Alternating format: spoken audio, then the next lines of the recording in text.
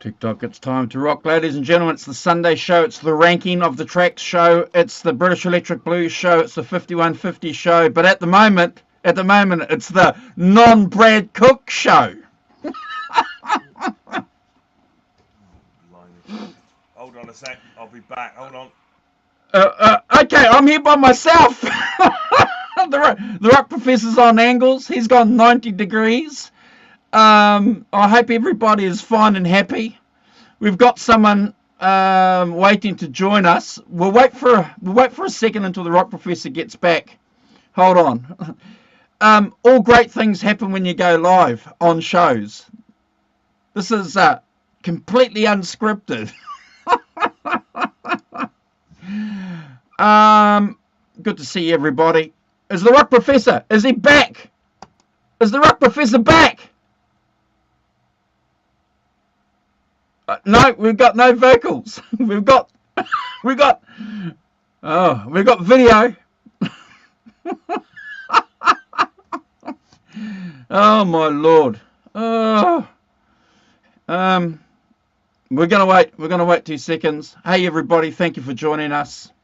We always have a bit of fun here, don't we? We've got 10 people here. Let's see if the Rock Professor's got some audio before we start the show properly. Rock Professor! No, he's gone! Oh my God! So, this is the non-Brad Cook and Rock Professor show. I think they've ditched me. I don't know what I've done. They've ditched me, ladies and gentlemen. They've ditched me. We'll wait 2 seconds. In the meantime, oh, he's back. Right. Hold on. Yes. Have you come? Have you come back? Yeah, bloody kids. My daughter's ringing me up. Going, "Oh, you awake, Dad?" And of course, no. You see, now the sound there is coming out the phone, not out of my headphones. Oh. God, kids. Kids. Yes, off with their heads. That's what I say. So now I got. Hold on, what's going on here? Mic default. We can hear. Head. We can hear you. Are you there? No, the Rock Professor's not there, ladies. Okay, he's here. Okay, sorry about these technical glitches, everybody. We'll get the show started very soon. Hopefully, the Rock Professor's. 1 2 1 2. So why is it coming out of the? Okay, we'll drop him out. We'll drop him out while he gets that sorted. Ladies and gentlemen, while he's doing that, I'm going to get our guest into the stream here for you. Please put your hands together, ladies and gentlemen. You guys know who he is. Hugh! Good to see you. Good morning. Good to see you. Good to see you. Thank you. Thank you, Hugh, for volunteering after 2 hours sleep, ladies and gentlemen. Hugh's had 2 hours sleep, but he's still here. He promised that he'd jump on, and he's going to lead the show this week in place of Brad.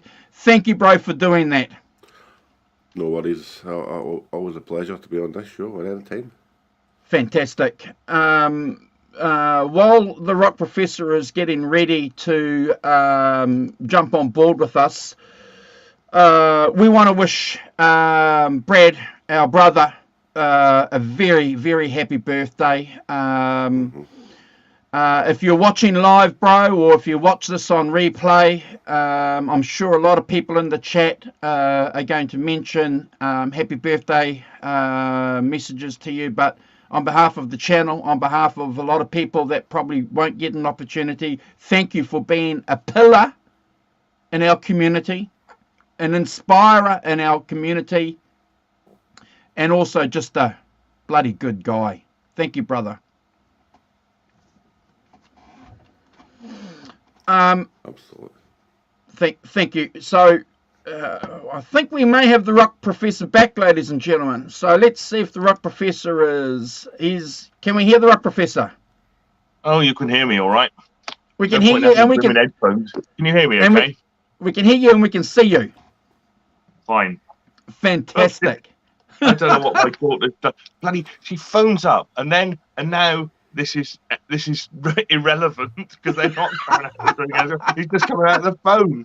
Like I can't be asked to work out why or what I should do to get it back. So we'll just go with this. Well, I'm hoping everyone can hear me fine. Well, I'm glad that you're here, Rock Professor. We've got Hugh in. We were going to do a collective hi to Hugh, but Hugh was here, so fantastic. Do you want to say hi to Hugh, Rock Professor?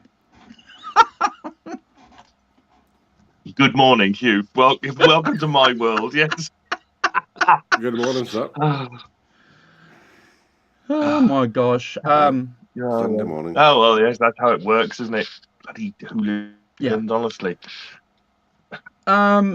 We've done a bit of a quick shout out to Brad Simon. This might be a good opportunity for you to do your shout out to Brad if you want to. Brad, happy birthday, man. I hope you're having a fantastic day. I did send him a message saying happy birthday. But yeah, we hope you're having a lovely day and not thinking about us at all. No, we're not. And if you guys have forgotten, you know what Brad looks like. There he is. There, that's Brad. So we'll put that up. We'll put that up a couple of times during the show. Rock Professor, just to remind people.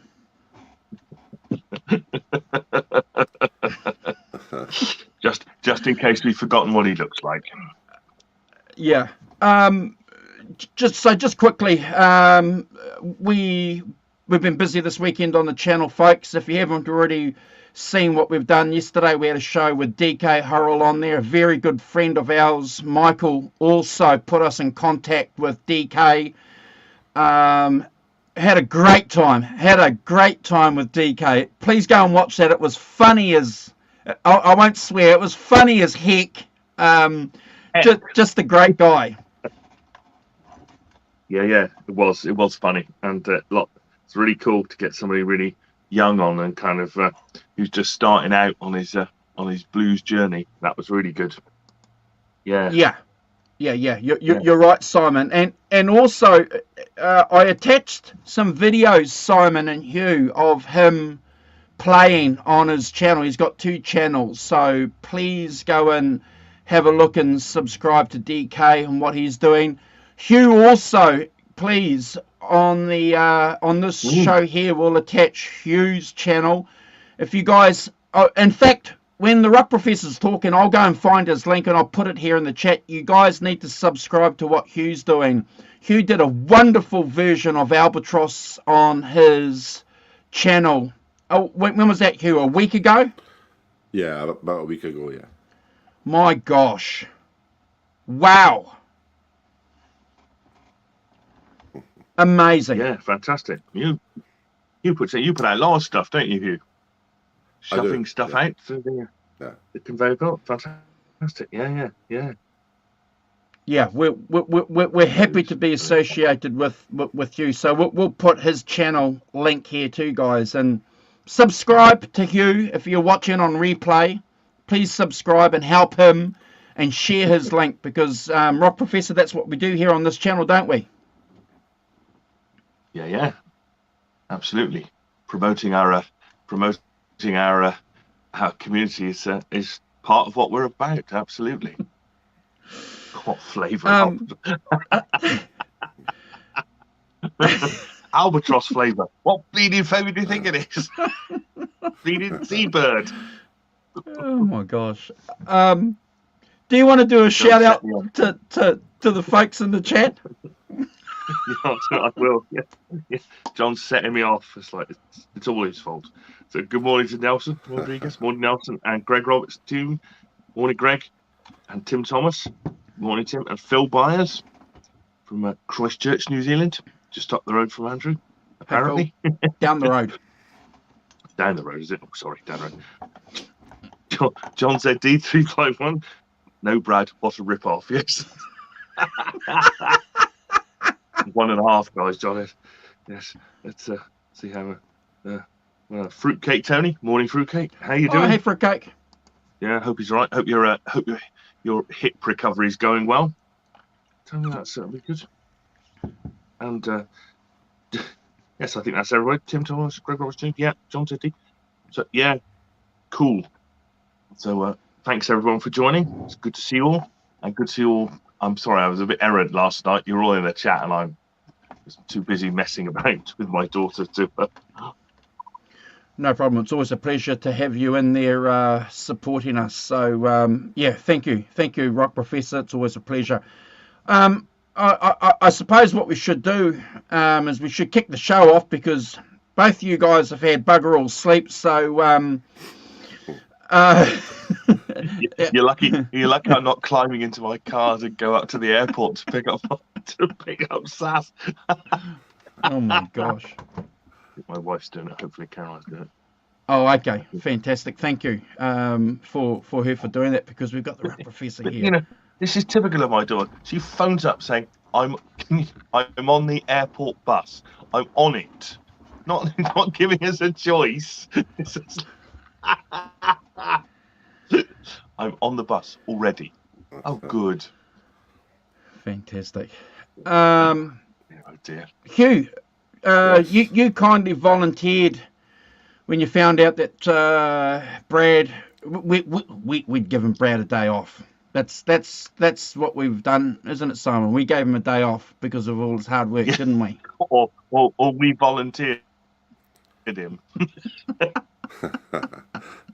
We volunteered him a day off, but yeah, he's away doing Brad things on his birthday, and Hugh, you kindly volunteered to jump in, and I think is this the second or third show that you've done with us? Second. Okay, yeah. You've done 2 shows with us. So, do you want to introduce the album Sure. for everybody that we're going to rank, and then we'll talk about how we discovered this album, and then you can kick off the tracks. Is that okay? Okay, sure thing. Yeah, Okay, good. the album is the Jeff Healey Band. It's their second album called Hell to Pay. Yep. It was released in 1990. And Simon, funny enough, its highest chart position was in New Zealand, number 5. Yes. It was produced by Ed Stasium, recorded at the studio in Moran Heights, and it also won a Juno Award. I actually heard this album before, the first album, so I know more about it, so it's always been my favourite. This is where you came in, So that's kind of thing. Sure. The band consisted of Jeff Healey, obviously on vocals and guitar, Joe Rockman on bass and backing vocals, Tom Stephen on drums, I forget the fella's name on keyboards, but sorry about that. You had a few celebrities on the album as well, like George Harrison, Jeff Lynne, Mark Knopfler. And basically, pretty much as blues as rock goes, it's a big album from the time. It's funny, isn't it? Yeah, that he didn't have nearly so much of a profile in the UK, did he, Hugh? He wasn't huge Not here so by much, distance. No. No. And I mean, I he don't only know. done 3 albums of note in the blues genre that were big-ish, and then he moved into jazz in later times and stuff. So Yeah, Yeah, I'm glad you- I've noticed that. I don't know about Andrew from your perspective. Was he big in New Zealand? Well, yeah, Hugh said it, didn't he? Hugh said that he was number 5 in the charts here. So to get to in the top 10 of any first world nation on not just rock charts or classic rock charts. It was the the pop, the official top 10 chart, Simon. So his first album and this album, they were big albums. And it's interesting because New Zealand has always supported Canadian music. Bryan Adams was always big here too, so and that Alana Miles as well, so, and then that guy, Life is a Highway, who was that guy that came out in the early 1990s. So we've always tended, Simon and Hugh, to support Canadian music here. Okay, yeah, it's one of those Commonwealth things type of thing. I think so. I think there was definitely that kind of connection. But I'll be honest and upfront with you. I was very, very, very familiar with this album when it came out because I had a couple of colleagues, that I was mucking around with that were Healey nuts. And his first album, especially when that came out, I think in '86 or '87, was always a cassette that was always around. And can I say this?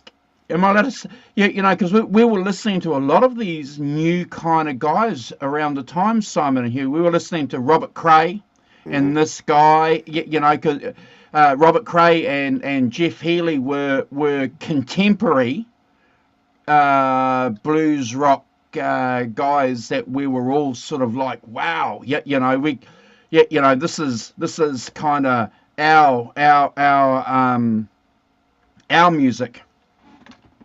Yeah. Interesting. Yeah. For me, I heard Jeff a bit, maybe won some things, but never really investigated his catalogue before, and never really kind of paid that much. I just thought he was a blues guy from Canada. Don't know where I was in the early '90s, somewhere else.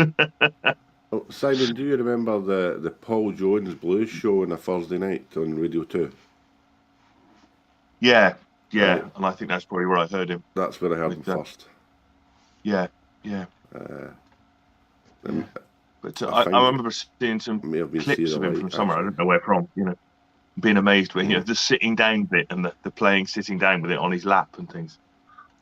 Yeah.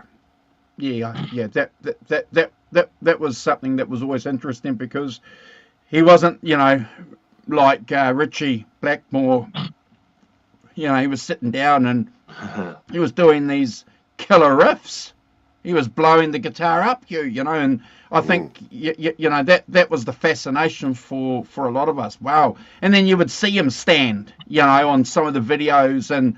In preparation for the show, Simon, I went and watched, a few of the concerts, and you can see that he liked that. He liked getting up and, ripping it when he was standing. But clearly loved it when he was sitting down too, because that's when he could really go for it. When you consider his technique, the technique that he developed was yeah. Well, considering as well. The fact that he was blind from the age of 1 and he started playing guitar when he was 3.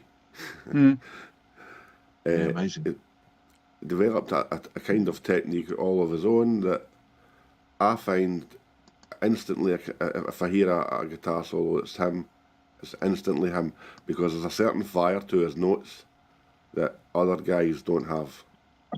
Yep. There's a real sting in the notes, I agree. It's a kind of keyboard thing, isn't it? It's a kind of keyboard way of playing the guitar with the left hand. There's another guy, Stanley Jordan, that does a similar thing. What, the bass player? No, Stanley Jordan. No, Stanley Clark. Stanley Clark, you're right, did you? Yeah, Stanley Jordan plays like a tapping, two-hand tapping technique. That's yeah, amazing player. Yeah, But not the but same. he plays standing up, doesn't he? He doesn't play that sitting down thing and doing Yeah. kind of half a pedal steel thing as well, isn't And it? it doesn't do the big bends or anything. It's just mostly jazzy kind of Yeah, tapping. yeah, yes. He took that to great heights, didn't he, Stanley Jordan? Yeah, actually. Oh, God.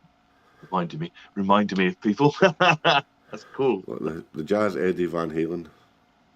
Yeah. Yeah. Let us know, guys, what you think of this album in the chat. Obviously, we always enjoy your participation.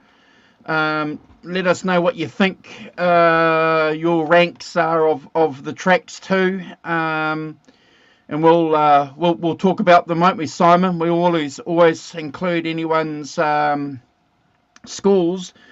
But what do you reckon, guys? Do you think we should get Hugh to kick off the rankings? Yeah, let's get into it. Squire Stratus, correct. Yeah, John, right. Okay then, folks. First track in. It's called Full Circle. On this one, what I especially like is the drums on this are really kicking. A rocking fast riff in it that's a thing you hear once or twice through this album, that very memorable riffs.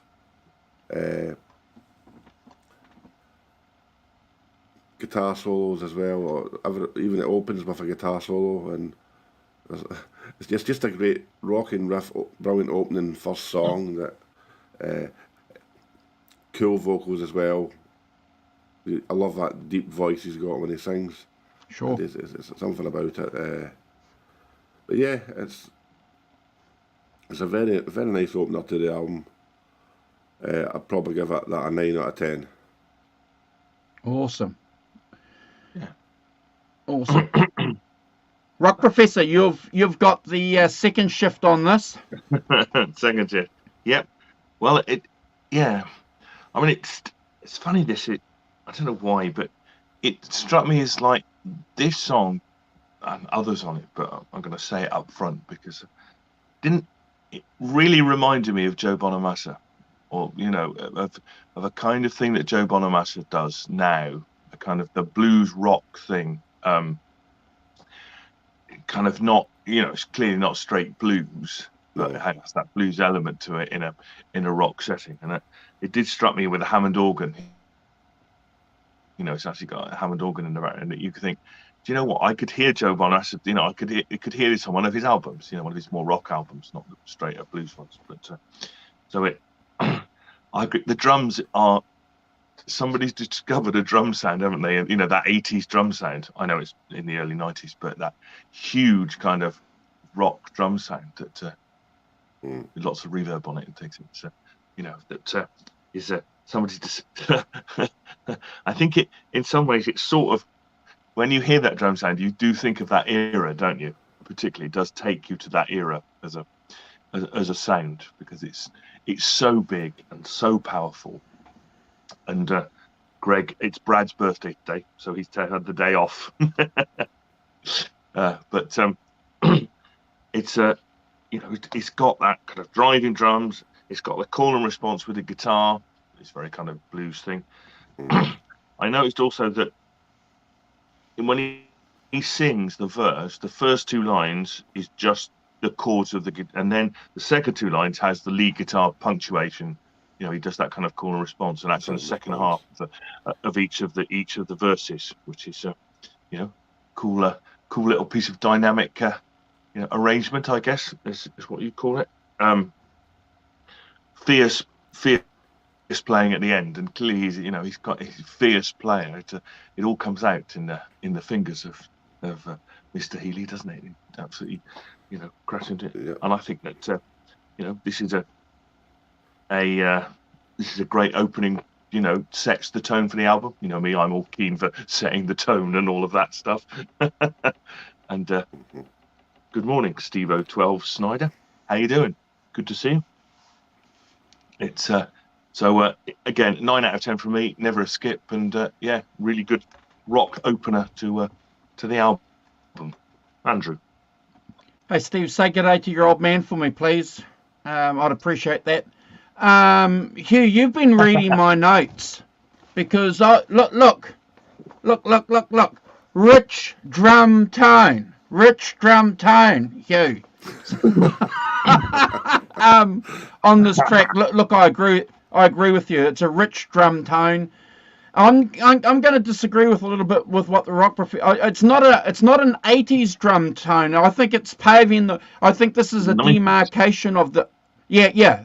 This is the demarcation point. For that sort of reverby kind of textured drumming that we had for a couple of years. Now we're going back to that rock drum tone. And when I heard this, it was a remarkable thing to hear on this first track, Hugh. Obviously, we've got some muscular vocals going through. We love it when a man is singing. When a man is singing, it's great. It's fantastic. Searing guitar tone. I've got to agree with what you guys have said there. The guitar tone is remarkable. It sets the tone for a few tracks on the album, but there's a few surprises, ladies and gentlemen. If you think that this is just going to be, the flavour of the tone throughout the album, there are some surprises there. Mm-hmm. Hugh and Rock Professor, I agree with you too. I've given it a 9 out of 10 as well. Never a skip. Great opener. And it's got me. It's got me, Simon. I'm hanging out for the rest of the. I'm hanging out for the rest of the tracks. Hugh. Okay. Hey, Laurie. Hi, Laurie. Hello there. Yeah, track 2 on the album is a Mark Knopfler song. Yeah. That originally he was going to do for his own band, but he gave it to Jeff because he thought he could do it better. I probably don't know if it was right though. It's called I Think I Love You Too Much.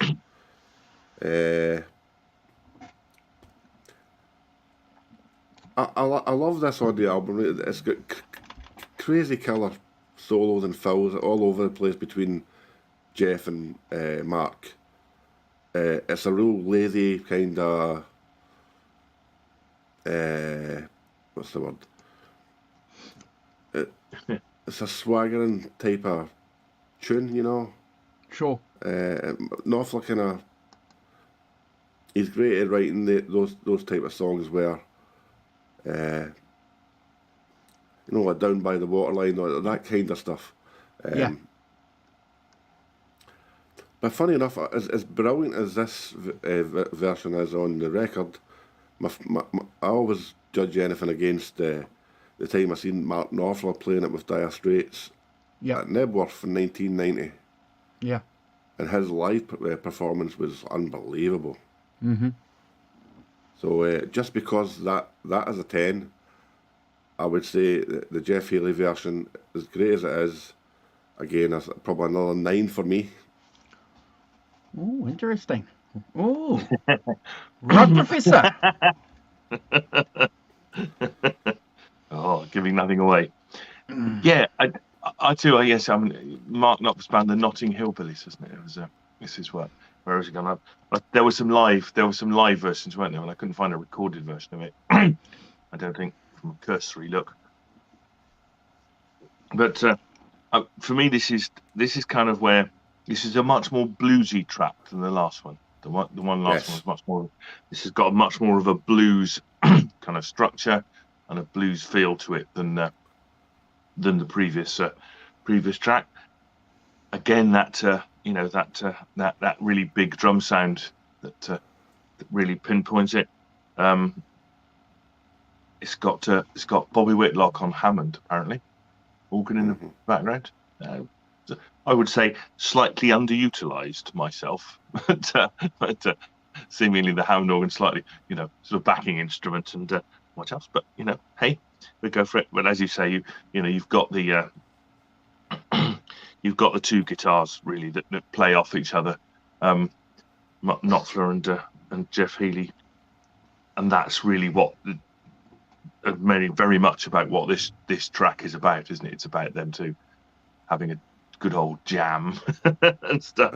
A ding dong. Yeah, well, one hesitates to say battle. Well, I don't think Mark Knopfler's much of a battler, but that kind of back and forth they play together, don't they? Play over the top, play different things.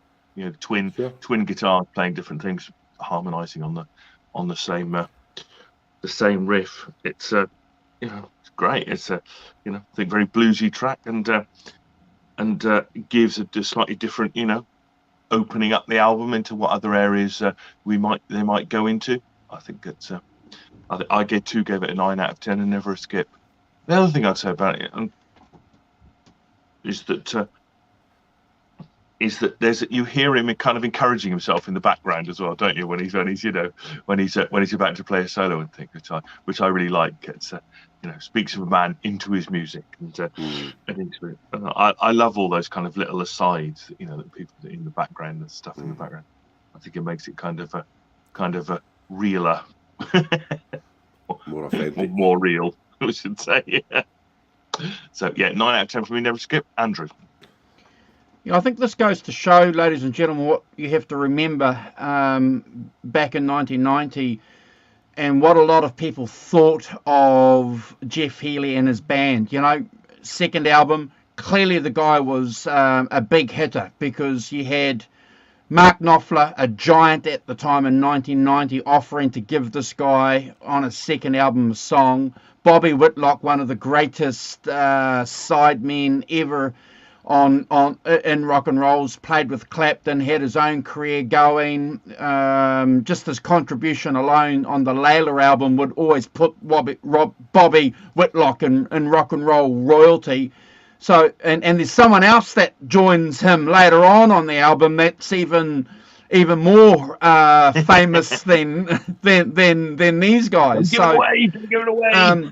But just I think a kindly reminder for us to remember what kind of influence he had, not only with the people at the time listening to his music, but the established rock and roll establishment. We were clearly impressed by the guy. I said to you guys in the intro that we were listening to Robert Cray at the same time as Jeff Healey. And this is where that Robert Cray vibe is definitely coming through on this number. We had the drums on the first track. Wow, you go and listen to the chunky bass on this track, Hugh. The bass is coming through. And the bass gets better on other songs too, so it's fantastic. I love the lead. And I love the way that the lead is playing during the verses, Simon. That he's playing the lead in the which is a version or a form of call and response. So that's quite cool, quite technical. Because the guy's singing this and playing. Smart guy, clever guy, and obviously the rock professor mentioned Bobby Whitlock. And we love Bobby. We love Bobby Whitlock. His analysis, especially on the Layla album over the last couple of years, has been invaluable for the work that we've done here on this channel, Hugh. His input. And because of that, Hugh, because of that, rock professor, I've given this a 10 out of 10. Anything with Bobby Whitlock that's worth a point for me, Hugh. Okay, magic. Okay, on we go with track 3, which is called I Can't Get My Hands on You. Yeah. Okay, I love this song. Sorry. I love this song. Yeah. I love the beat of it. I love that E7 to A7 change that it pops up in songs all through the years. There's something about that. The 7th chord to the 7th chord change. It's just It's cool. It's got cool lyrics. It's got great singing. Guitar solo is on fire. Brilliant drum solo. And it just reminds me of especially the opening riff. That's pure Cream, 1967 or 68. Yes. Stop it. Stop reading my notes. It really is. It's late 60s or mid 60s, late 60s. Eric Clapton of Cream era. Sorry, I'm struggling to speak a bit this morning. Wearing his influences on his sleeve, yeah. Anyway, this is an absolute gem of a track. I tried to play this with my band, and I couldn't play it well enough to introduce it to the set, so it's still not there. Anyway, I love this song, and it's a 10 out of 10 from me every day, any day of the week. Yeah. Good score. Rock Professor. Hey, Crappy, good to see you. Digital Guitars UK's in the chat. Good to see you, Andrew. Yeah. Morning, team. Hope we're good. Yes. So, as you say, starts off with a great opening riff into that opening solo. Interestingly, a verse with no guitar, but just a solid bass and drums laying it down. So you've got a kind of contrast between, as you say, that big intro, and then kind of taking it down for the verse, just doing it over the bass and drums. Again, quite a bluesy track this as well. So opening it up into that, I think this has quite a swing to it as well. I think the other two tracks are a bit more rock. They've got the rock. This has a bit more of the roll to it as well. Very much so. Which I think is pretty cool. And again, I think this album has a particular sound, doesn't it? The guitars have, it's quite a uniform sound. So you've got to find other ways of creating, dynamics and changing things from different songs. And I think that's one of the ways of doing it. That's again, you've got the second verse is call and response with the guitar as well. So changing the arrangements around between verses, and as you say, drum break at the end, and with a great swooping solo, doing what Jeff Healey does, which is launching into it. And I think there is much to be said for launching into things, isn't it? Off the thing. Also, I'd say about it is that, but quite a lot of other songs as well, that he has an ear for a good chorus, doesn't he? Oh yeah, Jeff. He's got this album. Particularly, I've noticed it has quite a lot of has a kind of pop thing to it in terms of having a sing-along chorus and those things. And a catchy chorus that it does catch you very well. Yes. Yeah, that's right. And I think that's clearly that's one of the things that he wanted to do on this album. But so it's 9 out of 10 for me. Never a skip. Excellent track, Andrew.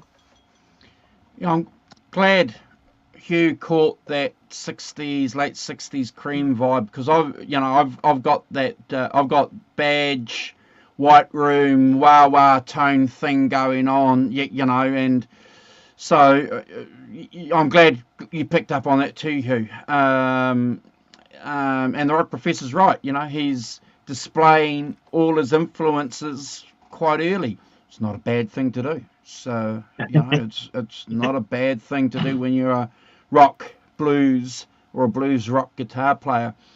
Clearly, the star on this track is that tight rhythm section. Clearly, and as the Rock Professor said, it's just a rhythm. Well, and I don't mean just, but it is just a rhythm song. Clever in its delivery. And the wah wah, so we got to say wah wah for Brad, because we know that Brad is the wah wah king here. So we want to do wah wah shout outs to Brad. Rock Professor,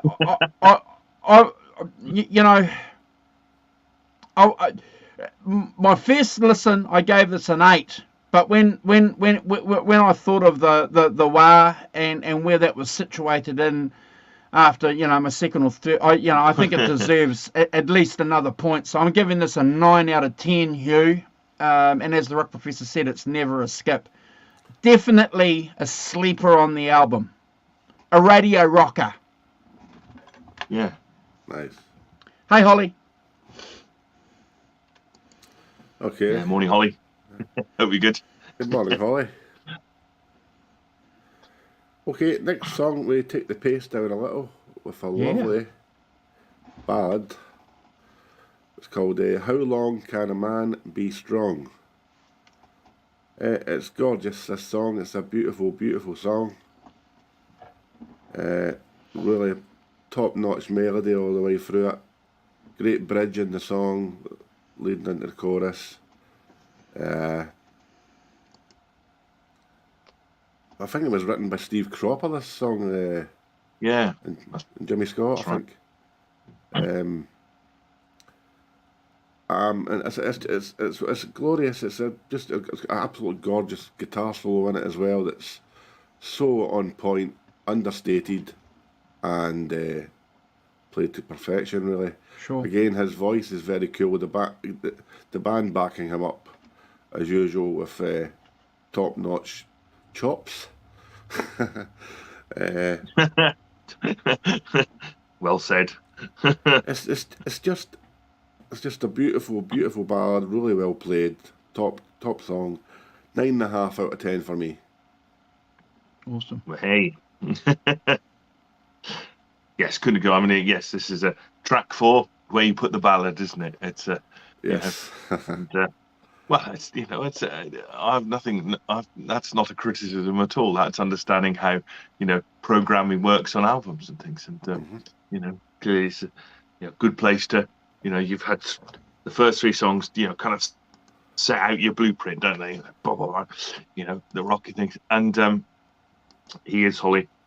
He's out partying for his birthday, but so I think that that this is the place you put the ballad, and I couldn't find whether this had been covered by anyone else. I don't know if any of you guys know if it's something that Steve Cropper wrote later on with Jimmy Scott, or whether it's but I couldn't find anybody else. It sounded like it could be a sort of Stax soul classic, couldn't it? But with that, How Long Can a Man Be Strong? But I couldn't find anything particularly that said that it somebody else had covered it or they'd heard it from somebody else. I don't know if Andrew's managed to pick it up. No. But as I say, I looked and I couldn't find anything that said this is also by somebody else, like Wilson Pickett or something, or which wouldn't have surprised me in the slightest, because I think it has that kind of vibe to it. I liked particularly the Hammond organ on it as well. Giving it that kind of 60s stack feel that you associate with Steve Cropper completely. Apparently, it's Paul Schaefer from the world. He's what chat show was he on? Was he on? Or a TV show? Was he on Letterman show? He was on Letterman, wasn't he? Letterman show. Yeah. So I think that could be him. But as you say, Hugh, it's beautifully constructed song. Again, I'll say it on the last track. Beautiful melody as well. It's got a really good melody and brings out the best in Jeff's singing. Absolutely. He's got a really strong voice and really carries this, and a lovely solo at the end. But this is very much a song, isn't it? It's not a showcase for anything else particularly. Everything is in its place, does what it's supposed to, and has a little solo, and it's got backing vocals on it. It's all really nice backing vocals as well to accompany Jeff. I gave this a 9 out of 10 and never a skip. It was great song. Andrew. Hey, Greg Zeppelin. Thanks for joining us.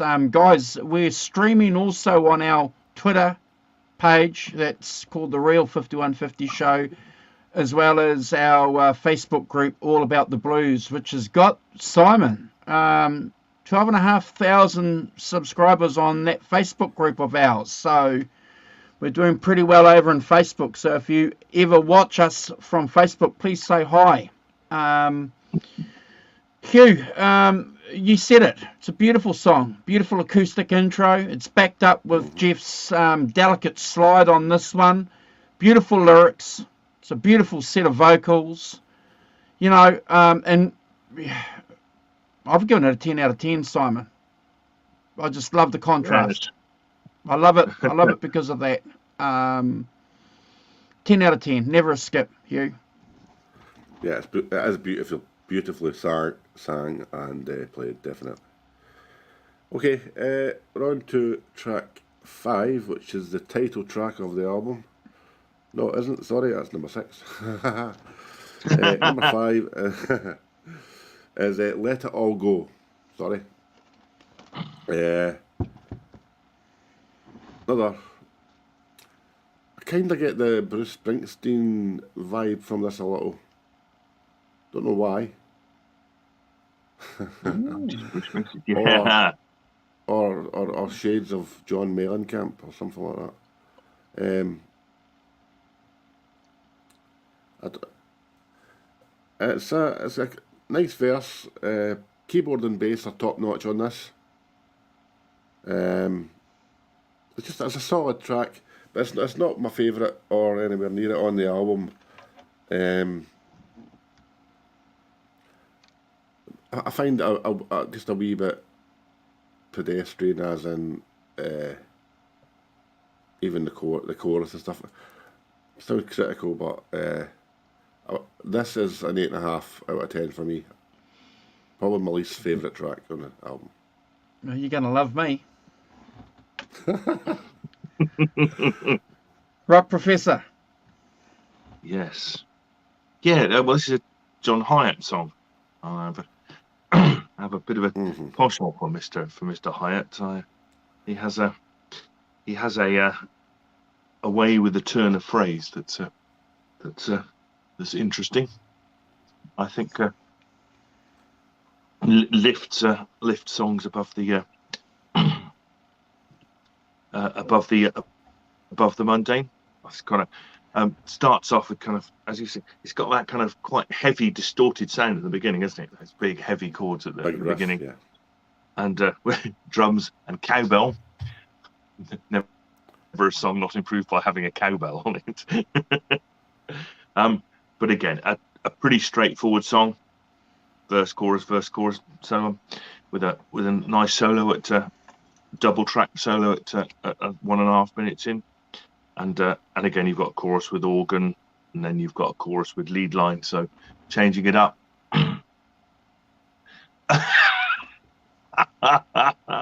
Nice one, John. Have fun. Take care. John, don't stay for dessert, okay? Oh, don't stay for coffee.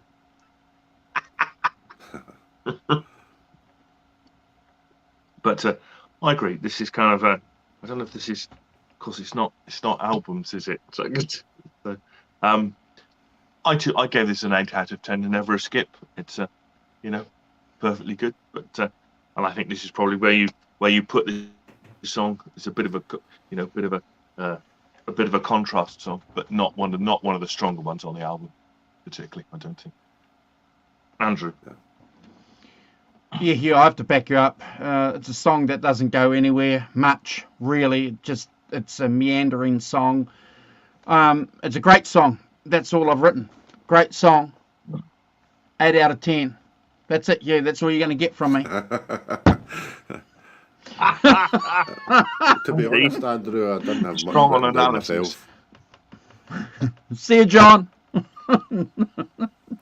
There wasn't a lot. Too much to say about that one, to be honest. No.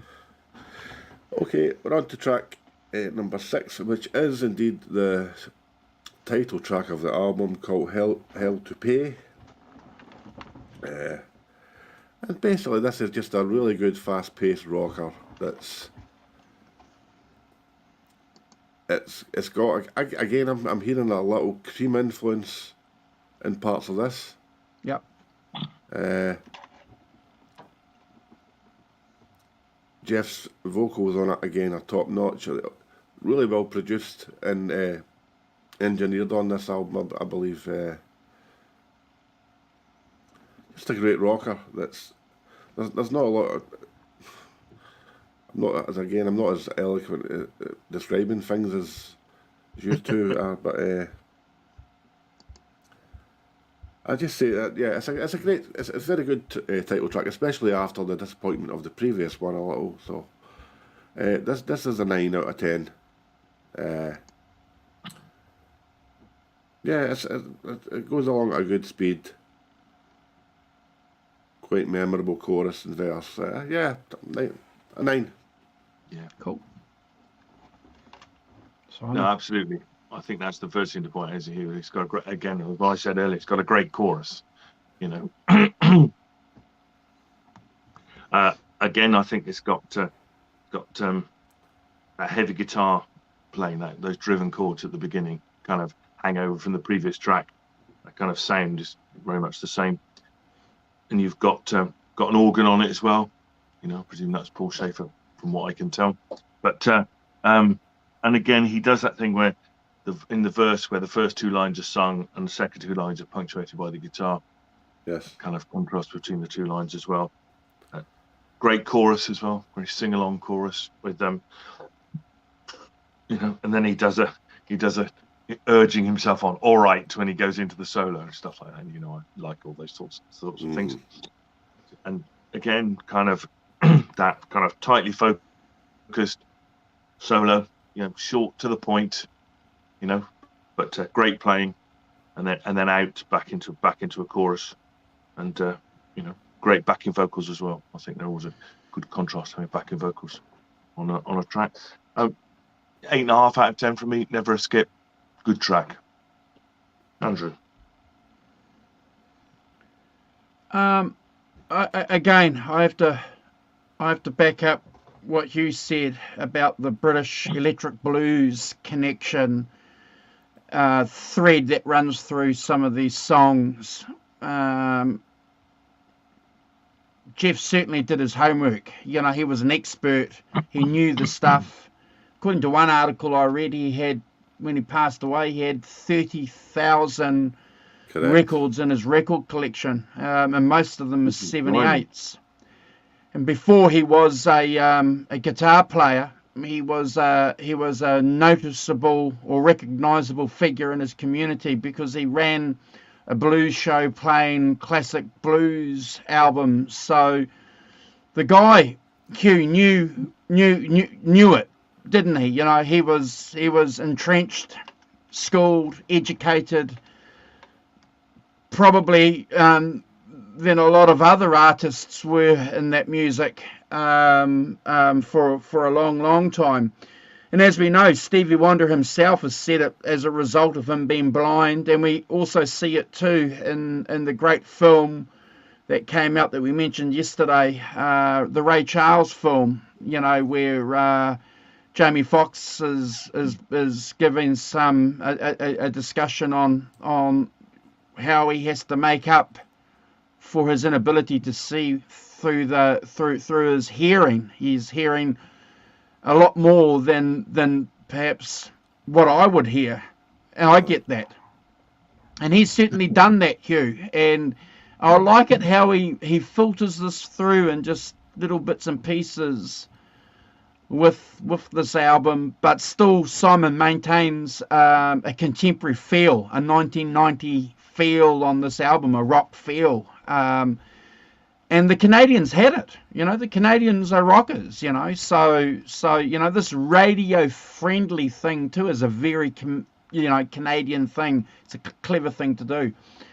How to Pay is that song, Hugh. It's definitely got that feel. It's got everything. And we don't mind radio songs here. You know, if you can play a good radio song and make some money and sell some records, well, great, you know. But it's nice to have some backing vocals come through on this song, Simon. You know, we were hearing some backing vocals there, which is really, really great. Amazing intro, and that tight sort of rhythm section coming through on this song again is very clear. I wonder how the other band members were influenced by Cream too. You know, the drummer and the bass, but you know, that tight 3-piece thing that these Brit guys were doing. You know, Led Zeppelin do it. You know, Beck was doing it. Simon. You know, the Face. You know, that tight thing. You know, we got it with Free as well. You know what I mean? Yeah, definitely. Yeah, and you know, I like it. I like that because this is what I'm hearing and through it, and I think you know, he's a clever guy because of that. Hugh, I'm giving this a 9 out of 10. It's a great song, Hugh.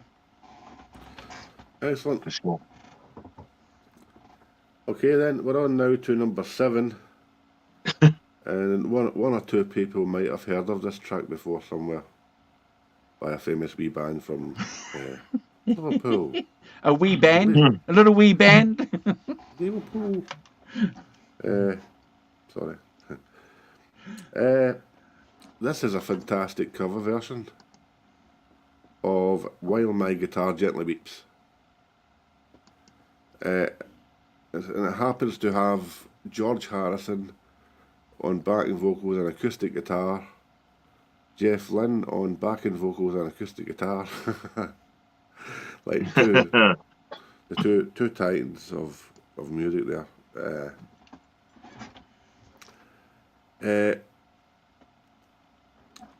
I'm a huge Beatles fan and a huge Clapton fan, but I think Jeff plays this better than the original. The solo and stuff like that. In my opinion.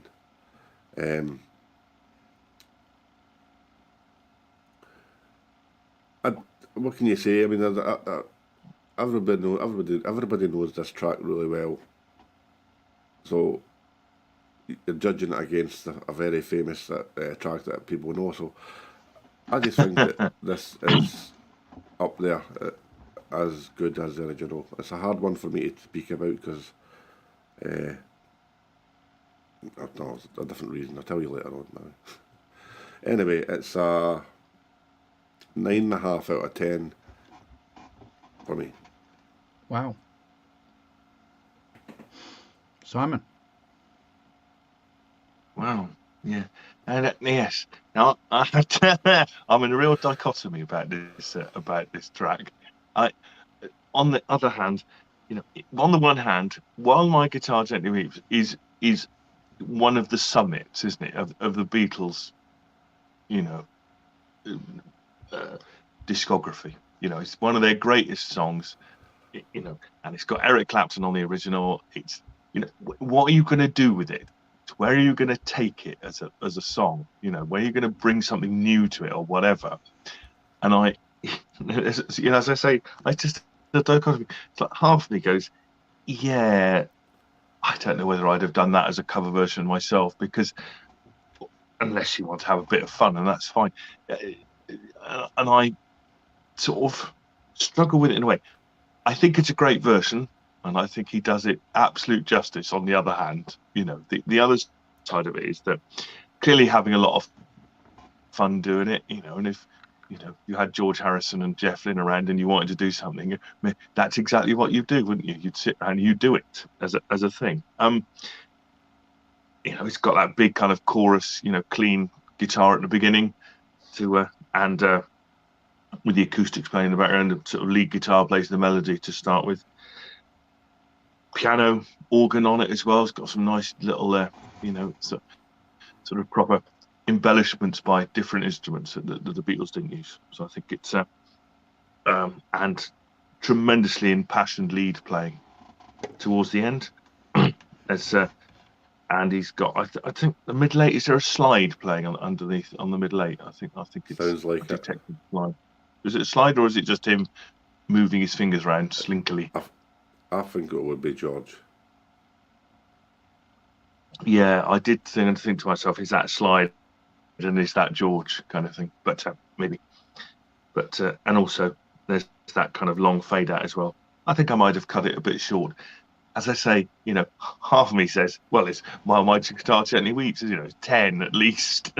And half of me says, yeah, maybe 7, So I'll go it's a really good version, and he does it justice. And I'm not trying to, as I say, just have this real dichotomy that sometimes I have with cover versions of things where there's something of the, okay, but it's, hey, you're making an album, why not have some fun? If George Harris is in the thing, why not do it? So I'm going to give it an 8 out of 10. I'm going to go down the middle of my dichotomy, if that makes sense. Do an 8 out of 10. Andrew. Oh, it's a great version. And to have George Harrison, and as Hugh said, one of the other guys that was going to go on to be a travelling Wilbury, offer a role on the song. Is all credit where credit is due for Jeff. And as I said earlier, if you guys didn't pick it up in the chat, just a point of reference for us to remember and realise that Jeff Healey was considered a major new talent in 1990 because of these reasons, these 4 reasons, these 4 people that contributed to this album. If you're going to do a cover, you completely cock it up and make it completely horrible and not any kind of resemblance whatsoever to the original, or you stick to it and give the respect that it's due, that people can be comfortable on and still go on that ride of comfort knowing that where the song is going. This is a version of a song that does that, gives it respect that's due. It's an amazing song, isn't it? We've covered it before. It's got Clapton, as Hugh said, and Simon said on the original. It's got a searing guitar solo, and again the bass and drums are tight on this. Because he's given it the respect that the song is due, I'm giving this a Brad score. This is my birthday present to you, Brad. It's a Brad score. It's one of my favourite Beatles songs, Hugh. It's one of my favourite. It's a beautiful song, and to hear any cover version of this song played well, I love, and this is one of them, Simon. Never a skip. One of the great cover versions of a great band's song. Hugh. Nice. Looks like I'm putting myself in timeout. That's all good. Is that part 2? Are we on to side 2? We are. That was track 7 is one, but yes, so we are on to side 2. Do you want to do some I forgot pick? to mention that, sorry. Do pick? Yeah. Hold on, folks. We've got 2 people responsible for the photos this week. We've got this guy here because of his introduction, his technology introduction. He was plugging his buds into his eyes and realised actually that's not the place where they go somewhere else. Careful with that axe, Eugene. So here we go. So this is the original photo, guys, of the album that I found when I was doing some research. I love the leather jackets. Love the,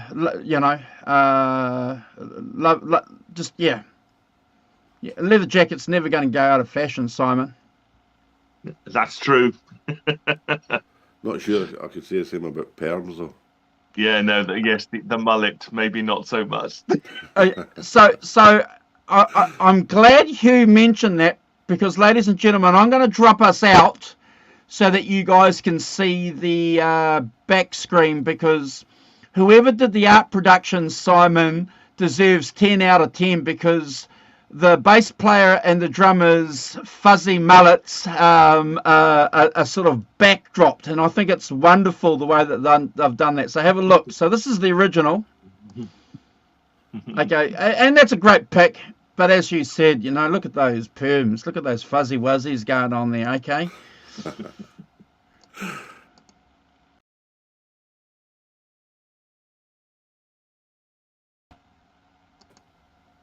and you can see what they've done there. They've put their fuzzy wuzzy perm Simon in the black of the background. So they've done well.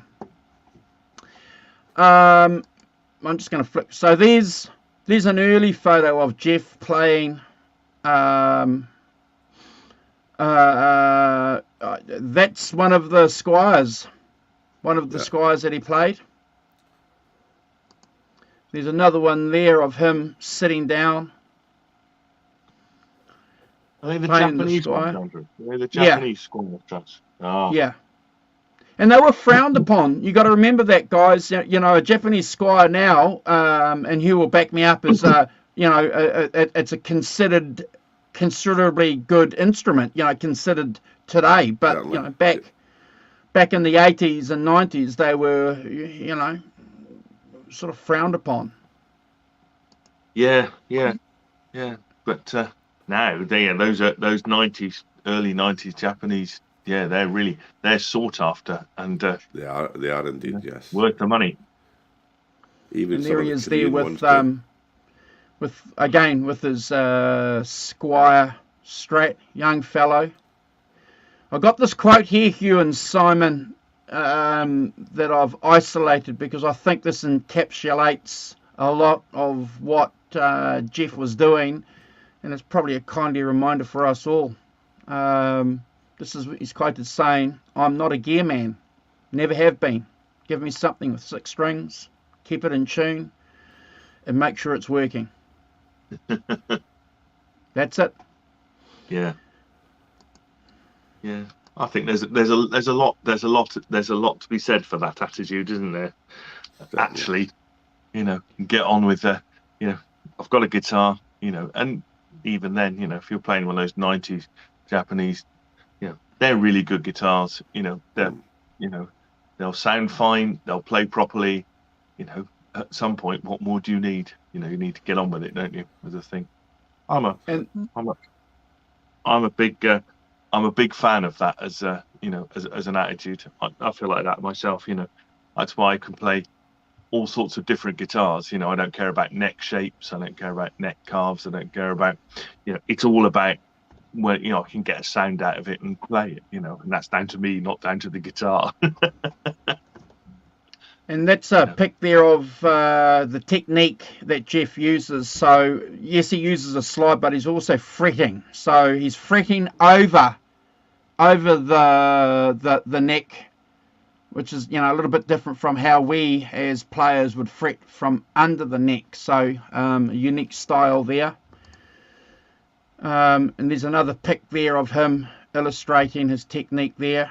And as Hugh would be really, really proud of, because he's blind, ain't going to stop him from playing behind his guitar behind his head, Hugh. Certainly. Well, what a talent he was. He's unbelievable. Not just because he had to learn a new technique either. Just the actual skill of the guy is he's different from the norm. Well, I guess he didn't have to learn a new technique, did he? Because I mean, he could have, you know, he could. I mean, there's plenty of examples of blind people playing a guitar and playing it, you know, in the normal fashion. I don't, but you know, clearly, I don't know why he chose it like that. Apparently, he started in the normal fashion. But very quickly changed it to the technique that he became famous for. Really fast. What, when he was a kid? Yes. Like 3 years old kind of thing. I see. 3 years old. You're not relearning anything you've learnt before, are you? You have no preconceptions about it. You just, I suppose, you just go about it the way you go about it, and you know. Yeah. No, 5 or 6 or whatever, if you're learning, if you're changing your style, it's just going to be something you just learn to do, isn't it? You know, because you have no preconceptions. If I started doing it now, it'd be an absolute nightmare. But I presume, but it's still interesting. Do you think if you start that young, that actually, you know, when he will have started, there would have been no half-size guitars and stuff like that. You know, you've got a full-size guitar. Do you think it's easier for a kid to play a guitar with it on your lap, kind of thing, rather than holding it up, where it's big, isn't it? Could, yeah, it could be. Yeah, I could see that. You know? Yeah, it's you know, I could see, you know, if you're learning as a 5 or 6 year old kid, you know, and if you're not very big, you know, that actually putting it on your lap and doing that, and that would actually be of benefit, wouldn't it, in terms of your ability to get around it, and then you just learn how to do it, don't you? There's another pic there of the component of his tone. Always played through Marshalls. From the research I did, Hugh, I couldn't find anything else which contradicted him not playing Marshalls. So he played Marshalls from a early point in his history. And you notice there, I couldn't see any videos. I spent a couple of hours trying to find some videos of him playing with that kind of setup there, with it rested on a stand. I couldn't find anything, but whether this was just done for the Marshall promotion, I don't know. But again, he's a young guy there. Maybe it was just something, Simon, he did there for a while, because, you know, guitar players and musicians, they'll do something for 5 minutes, or, you know, and then throw it out and do something else. So maybe. And the last pick. No, I don't know. I would say my main memory of him, I know he's playing standing up. My main memory of him is playing sitting down, you know, with it on his lap. But, and that's an early pick of him there at high school, jamming with some friends with his Japanese Squire. Yeah, but playing it the right way up. The right way up, yeah. Playing a C chord. Is that a C chord? Probably. Yeah, it's a C chord, right? Yeah. Thank you, guys. Thank you for allowing us. I snuck a little photo in there of the birthday boy. I saw that. Hard at work, yes. On those guns. All right, Hugh. Crack on, my friend. What's the next track we're doing? The next track is number 8. It's called Something to Hold On To. I'll probably let you two be more in depth on this one, but it's a fantastic song. It's got a really, really, really cool catchiness about it all the way through.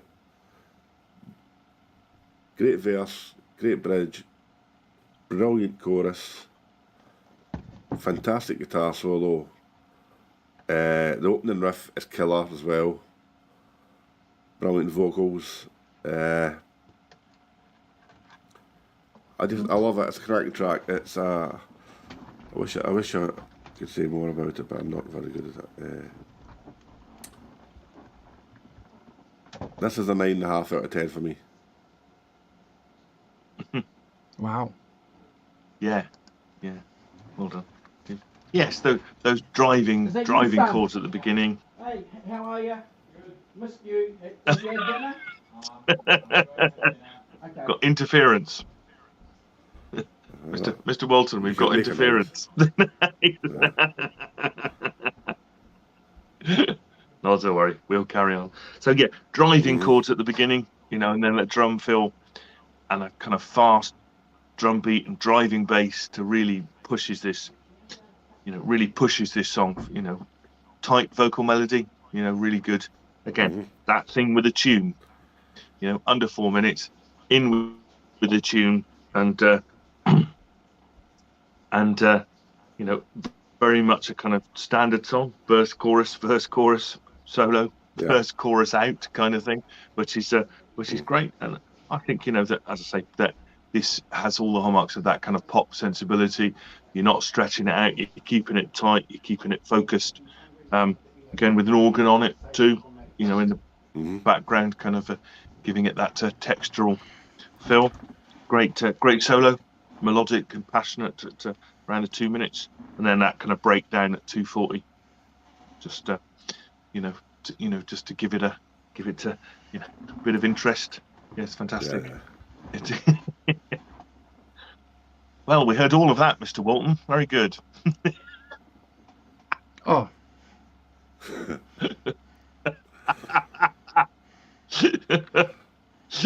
quite put me off. No, it didn't. It's fine. We've been carried on. But so again, 8 out of 10 from me. Never a skip. A really, really good, tight song with all the right ingredients in it. And keep it focused. Andrew, we are on something to hold on to. yeah. Nice keys here. Who's playing the keys on this song? Well, I think it's Paul Schaefer. Oh, okay. I couldn't find the research for that. And the rhythm guitar for me is the star here, Hugh. Other than that, it's a great album song. Nothing in particular stands out for me. I've given this, Hugh, an 8 out of 10. Right. In the context of the album, though, it's never a skip. No. I think I just gave it a higher mark just because of that. I really, really love the guitar solo in it. Oh, okay. That reason alone. Fair enough. Okay, track 9 is called How Much. A really well written song with a killer chorus. A fluent solo that's ear candy for me. I love it. Again, you know me and my solos. It's got great backing vocals from Sass Jordan and Kat Dyson on it as well. It's a really nice tune.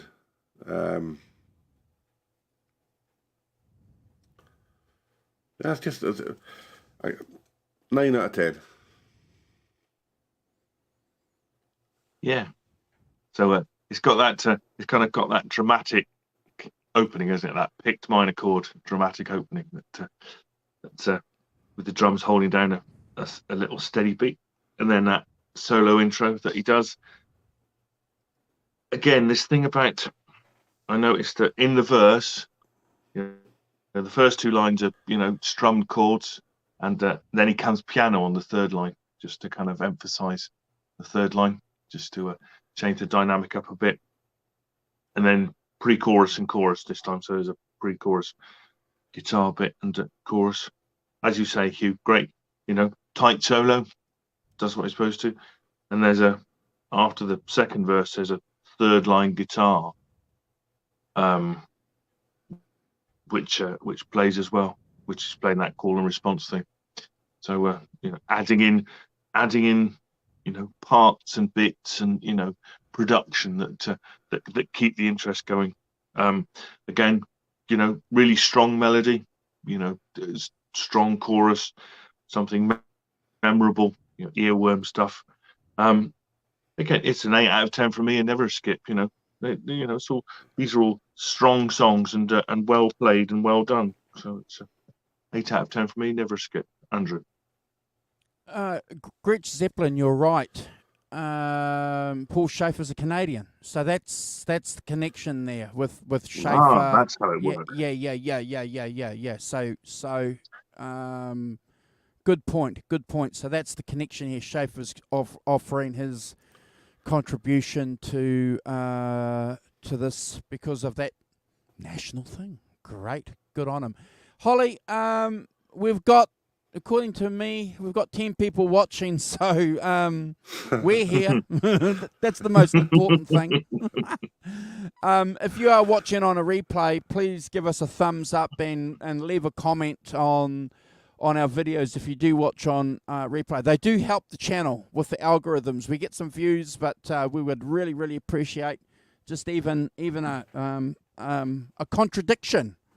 For a comment if you want. You can contradict us. You're more than welcome to do that. If you do, how much? What's is it? Sorry, what's the song we're doing? How much? Yes, we are doing How Much. Yes, How much? We are.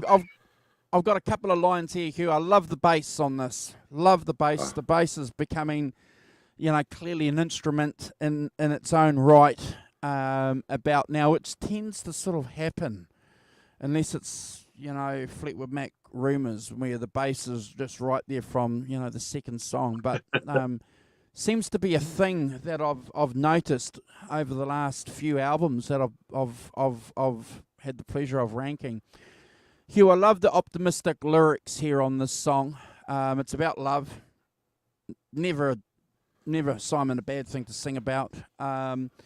Again, it's not a standout track for me, Hugh. I've given this an 8 out of 10, solid 8 out of 10. Just a good album fuller, and does that well, Simon.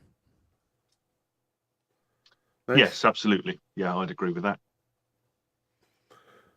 Okay, now we're on to the penultimate song on the album, track 10, which is Highway of Dreams. I'm a big fan of this track. It's got an earworm of a riff that's kind of running through. The song has like a very modal quality. I can hear Hendrix in it a lot. Down to the octave on the guitar solo stuff, and it sounds like it could have been an outtake from Electric Ladyland at some point to me, just modernised up a bit. Interesting. Interesting, yeah. As in the track that follows A Mermaid, I Should Be, what was it called again? 1983 from Hendrix. I'm getting that vibe somehow every time I listen to this song. The band are fantastic on this. Jeff's great on it. Everything about it. I love this song. This is a 10 out of 10 for me. Love it. Oh. Cool, yeah. Yes, starts off with that hard-picked arpeggio, doesn't it? And then the drums and the bass come in, laying down a steady beat. Anything kind of mid-tempo stuff. Again, it's kind of, it's got the verse, chorus, middle 8, with the, they play the intro, and then I noted the solo was very kind of quite jazz rock and intricate, as you say. That kind of that Hendrixy vibe kind of fits that kind of drifting away, not from standard pentatonic stuff into more intricate playing on here. Yeah. Which I think lifts it. I think absolutely gives it a lift. Again, it's got a really good melody. It's got a really good, memorable chorus to it that I think lifts it. I gave this an 8 out of 10 and never a skip. But yeah, Andrew. I've got guys here. Interesting song. As my first comment, and 1 minute from the end, it's got this nice outro, which is interesting. The outro from the end it's interesting. Go and check it out. Here you got a subdued vocal going on here from Jeff, and probably more pronounced, Simon, than anything else on the album. So yeah, so obviously they're doing something different, maybe a technical change, or maybe it just might be something that he's just trying to do in his voice, because I can't recall him playing anything different live as far as his tone and his vocals go, but I must say I was taken back by the subdued vocals. That's not necessarily a bad thing. It's just different because contrast. Because he's so forceful and so clear on everything else that he's done. I too, Simon, have given this an 8 out of 10. Interesting song. I thought of you, the second to last track of the album, at Now Theory.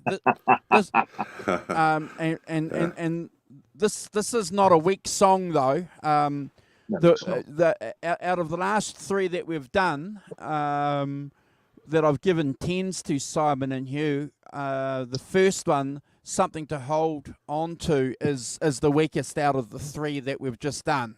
So I think they get progressively better until we get to the last track. But Simon, it's never a skip. Excellent. So we're on to the last track now, and in my opinion, probably my favourite track on the album, I would say. It's called Life Beyond the Sky. I think this has got Jeff's best vocal of the album on it.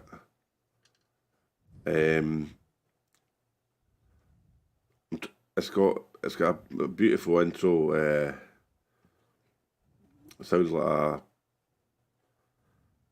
a C7 back to a C, I'll say. Anyway, it's really well written song. It's got a beautiful bridge in the song to the chorus, and the chorus itself is very uplifting, and it's a stunning way to end the album. It's a beautiful song, as I say. Yeah, it's a 10 for me. Love it. I love it a lot. Cool. That's good. Fantastic. Yeah. It has that strummed kind of clean guitar at the beginning, playing arpeggios, doesn't it? It's, that leads into it, and it kind of, again, steady drums and bass, just kind of keeping it down. As I said before, the verse, the second two lines have with the arpeggios. He plays with the arpeggios, not the first two lines. Again, seems to be something of a feature on this album. Is what you do in the second two lines of the verses, with organ on it as well. It's that's one of the things that comes in and sorry, gives it that dynamic lift. It comes in the bridge and then stays in for the to the verses. I got that. You've got that breakdown at about 2 minutes 2:08, which is kind of very kind of atmospheric as well. And then coming back in, and then you've got a verse just with acoustic guitar. Just drop it all out, just play acoustic again for the contrast, and then the drums and bass back in for the chorus. And you've got one of classic Jeff Healey solos towards the end, with it panned back and forth as well, really quick across. It's quite unnerving. It zooms back and forth, and then you've got that kind of big ending, with the sort of feedback to sort of signify the end kind of thing. 9 out of 10 for me. Never a skip. Again, great melody, and a great way to finish the album, I think. Andrew.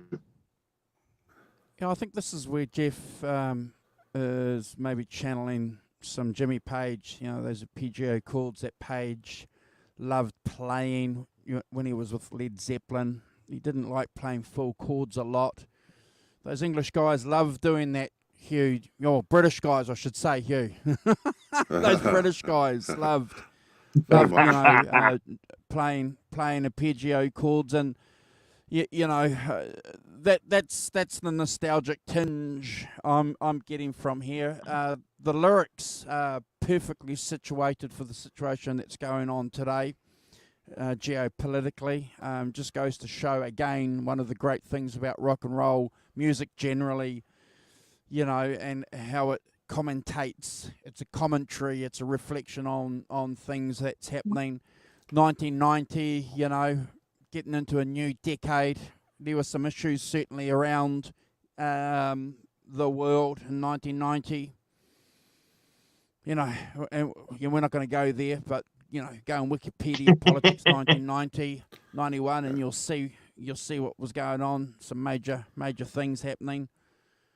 And Simon, we love that because rock and roll is about that, isn't it? Rock and roll is about talking about a broken heart, talking about how you can't find your cigarettes, but also talking about a war somewhere. you know. It's about everything, you know. I love that. And we're getting that with this song. I love the volume swells that we get with the guitar on this. Wonderful the way that they have done that in this song. Again, the keyboards contrast that really well. And the vocals, I got to agree with you, Hugh. I've got to comment. Fantastic vocals, fantastic singer. You know, his vocals.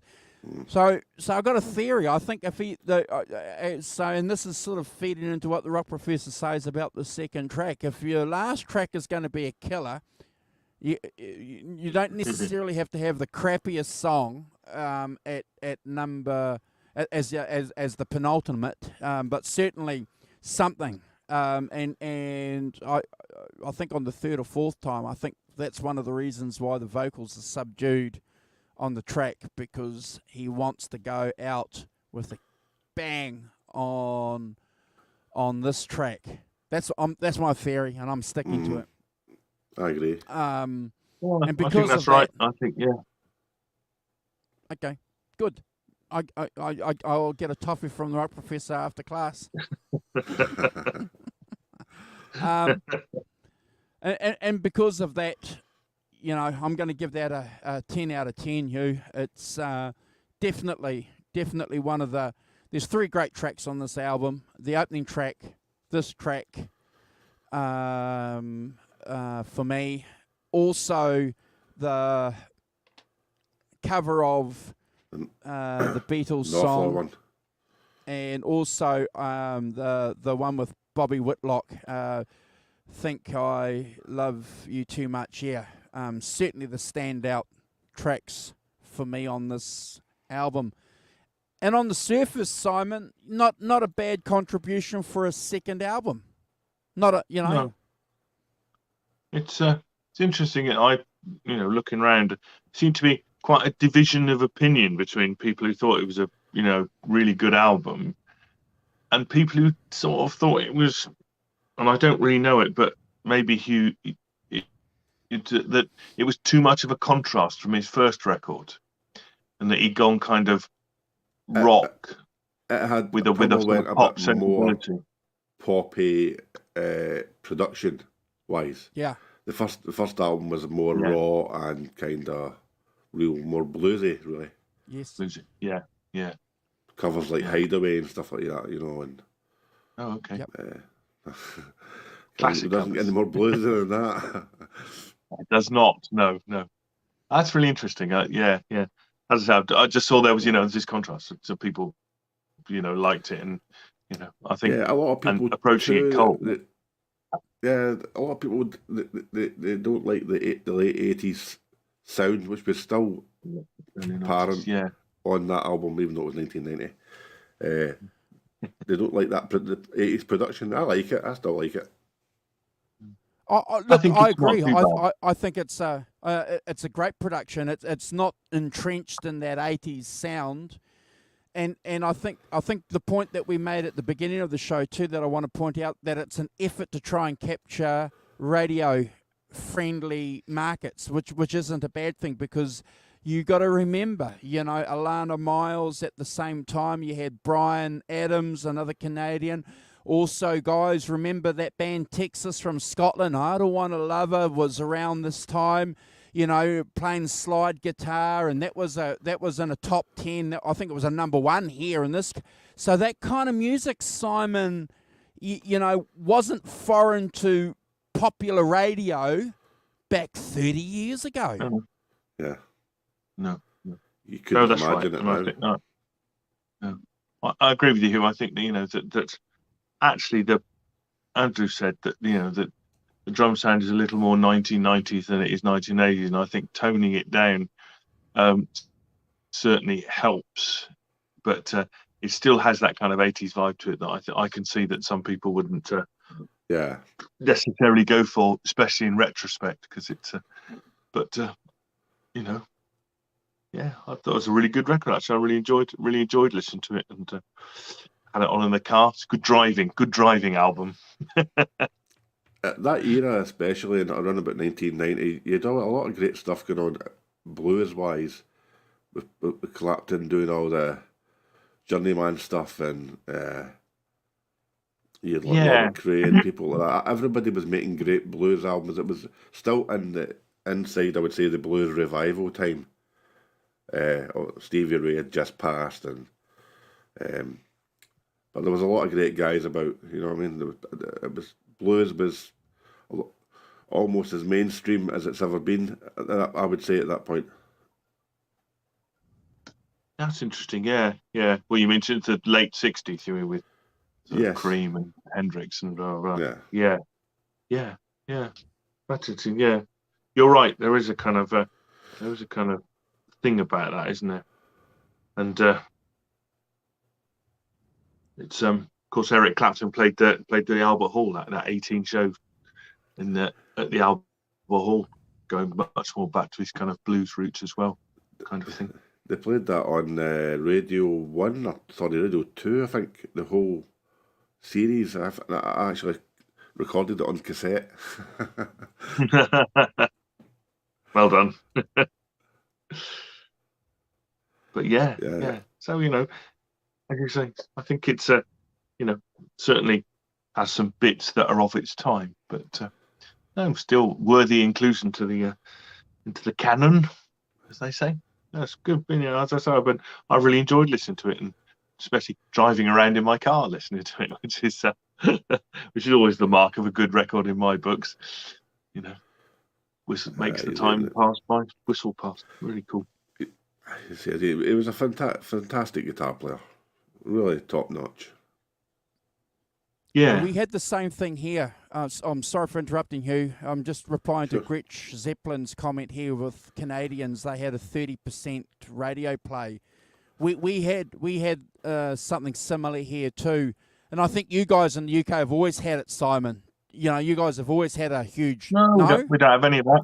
No, we don't have any of that. Oh, no, we've never well, had I suppose when you a continent, an island that's producing great music doesn't need to have content. But no, we've definitely never had that in terms of radio. Even Radio 1, the BBC radio stations, they don't have there's no quota that they should play for particularly for UK music or anything like that. It's absolutely not. It's just, it's what gets on the playlist, which is the different thing, but not that at all. It's interesting that you've had that, and I don't know whether they do it in Australia, but in Australia's Canada, the same. Yeah. Because in Australia, 30% has to be. Well, I think I think ours was originally 15% or 20%. I don't think it's 30% of songs have to be local, and the same in Australia. But I think when you're a small market, it's certainly a great thing. But I think Gretsch Zeppelin, that's a great point. Gretsch Zeppelin, are you saying if you didn't have that 30% radio play, we wouldn't be sitting here today talking about Jeff Healey?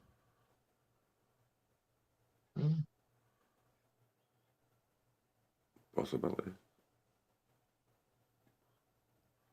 It's interesting. Yeah, given that if you're searching around for you've got to put 30% of your content has to be homegrown talent, maybe maybe people do get a better chance because you've got to do that rather than in the UK where you're playing what's popular and just following the popular thing. Gretsch is saying there's a chance.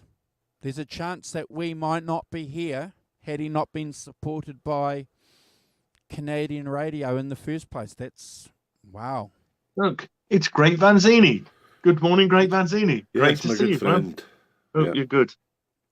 Fantastic. Great I forgot to Vanzini was mention, on by the the way, show yesterday with us with DK. Are you still collaborating with him, Hugh? Collaborating with who?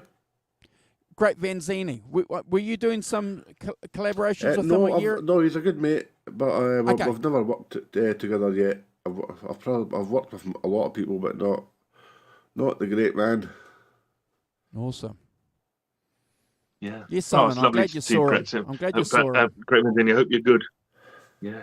By the way, I forgot to mention about it was actually Stevie Ray Vaughan that discovered Jeff in a blues bar in Toronto. Oh, I right. don't know why I forgot to mention that. I did not know that. Quite a salient fact. Well, wait till 1 hour 39 in, Hugh. Well done. Hiding your light under a bushel. Exactly. So we went from being totally obscure to getting signed for Sire Records. Not straight away. Obviously, he's still toured a good bit. But yeah, obviously the recommendation from SRV wouldn't have done any harm. Probably not.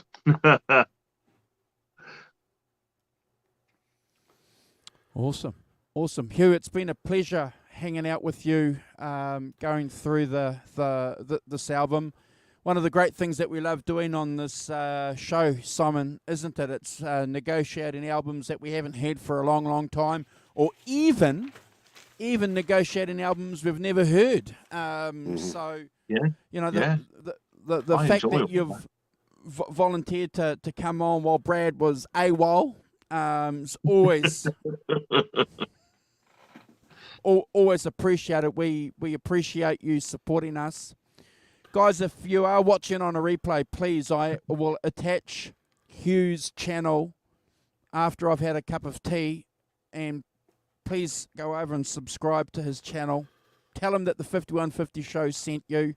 He deserves a lot of subs. Give him a lot of support. Share his channel. Share what he does. He does a lot of music collaborations. Hugh, I've got to tell you, what you do is epic and outstanding. Not only the music that you do, but the films, the production of your videos. That's epic. Well done. That's kind. Thank you. Well done. Yeah. Fantastic, Hugh. Well done. Well done for sticking, and doing it. And I'm a great fan of people who get on and do creative stuff and do the things they want to do. I think it's fantastic. So I've always wanted to ask you two, by the way. Have you ever reviewed what's it called again? Don't Be Afraid of the Dark album by Robert Cray? No, we haven't done any Robert Cray. No. So far. Never. No. Wow. Well. So are you keen when we do that? You can come on as a guest if you want. I know that album inside out. Okay. Oh, I know that Brad is a fan of that album. We were talking about Cray in the context of another conversation last year, and Cray came up. So yeah. Well, Simon, great album. That album here in New Zealand, it was all over the place. So being a great album to review. Yeah. I shall add it to the list. please do. Yeah. Folks, Holly has been a star tonight as well. Just had to spend some of the chat on her own. It's been a pleasure hanging out with you guys. I'm going to ask you to say some final words, and then I'll get the Rock Professor to go through and do a roll call, and we'll go. Please, there's Brad Cook's social media. Where is it, Simon? Where is it? There he is there. Follow him on Instagram. Send him some birthday wishes. Easy. Brad Cook Music. He'll appreciate it. Hugh, do you want to say some words, and then we'll get the Rock Professor, and then we'll bugger off? Just say, again, thanks for inviting me on the show. I hope Brad is having a wonderful birthday. Yes. I'm looking forward to going to bed. No, it's been a great chatting with you guys, going through the tracks. Always love this show, as you know. I'll support it forever. Thank you. It's the best show ever. It means a lot to us. And may you have many more successes. Thank you. Means a lot to us. Thank you very much. Yeah, thank you, Hugh. That's fantastic. And thanks for coming on. Cheers. We really like it when guests come on. People in the chat. If you've got an album, anybody in the chat, if you've got an album you want to do with us, we're open for it and game for anything. Absolutely. New stuff, old stuff. I'm all for it. It's fine. So, yeah. Thank you, Holly. I'll say thank you to everyone in the chat. So, Gret Zeppelin, Greg Roberts Tune, John ZD351. Hope you're having a nice dinner, John. Stevio 12 Snyder, thank you for dropping by. Laurie's Mishmosh, thank you guys for dropping by. Digital Guitars UK, thank you. Crappy Luxury, good to see you. Holly, of course, Holly Lewis, mighty Holly Lewis. Thanks, Holly, for being so supportive. That's fantastic. Great to see you. Gret Zeppelin, John, down the bottom. Lots of cool comments. Thank you, team, for all of that. And of course, the great Vanzini for dropping by. And it's really good to see you, great Vanzini. I'm glad you're well, and hope it's all going well. So hopefully I got everybody with a bit of luck. I don't think I missed anybody. So anyway, thanks all for dropping by. Have a great week, and we'll be back next week for more shenanigans. Looking forward to it. You're leading us with Savoy Brown, is that correct? Savoy Brown next week, yes. Oh. Savoy Brown next week. Nice. Yes, that'll be good. That's fun. Different kind of fun to this, though. Take care, all. Bye. Bye.